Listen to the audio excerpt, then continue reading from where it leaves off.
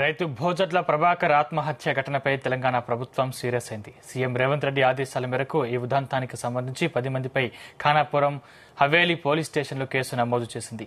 రైతు భోజట్ల ప్రభాకర్ ఆత్మహత్యకు ముందు సెల్ఫీ వీడియోలో సూచించిన వారిపై కేసు నమోదు చేశారు. రైతు ప్రభాకర్ ఆత్మహత్య ఘటనపై సమగ్ర దర్యాప్తు చేయాలని సీఎం రేవంత్ రెడ్డి, మంత్రి తుమ్మల నాగేశ్వరరావు ఆదేశాలు జారీ చేశారు. కాగా చింతకాని మండలం ప్రొద్దుటూరులో పోలీసు బందోబస్తు మధ్య రైతు ప్రభాకర్ అంత్యక్రియలు ముగిశాయి. రైతు భోజట్ల ప్రభాకర్ కు కొంత వ్యవసాయ భూమి ఉంది. అయితే ఆ పొలాన్ని కొంతమంది ఆక్రమించుకుంటున్నారంటూ ప్రభాకర్ ఇటీవల ఎంఆర్ఓ, ఎస్ఐకి, ఇతర అధికారులకు ఫిర్యాదు చేశాడు. కానీ వారి నుంచి ఎలాంటి స్పందన లేకపోవడంతో రైతు ప్రభాకర్ తీవ్ర ఆవేదనకు గురయ్యాడు. తన పొలాన్ని కాపాడుకునే మార్గం లేదంటూ కన్నీరు మున్నీరయ్యాడు. తనకు ఇక ఆత్మహత్యే శరణ్యమని డిసైడ్ అయిన రైతు ప్రభాకర్ రావు పురుగుల మందు తాగుతూ ఓ సెల్ఫీ వీడియో తీశాడు.